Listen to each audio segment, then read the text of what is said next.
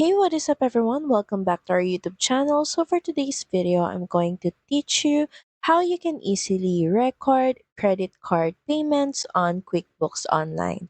So all you have to do is head over to qbo.intuit.com and log into your account. Next, in the left panel, just click on Sales, then start with a new transaction. Then from here, just click on Payment. First is just choose the customer. We're just going to choose the sample customer. And in the payment method section, we're just going to choose credit card. Also enter the amount received. Say for example, we're going to enter 500.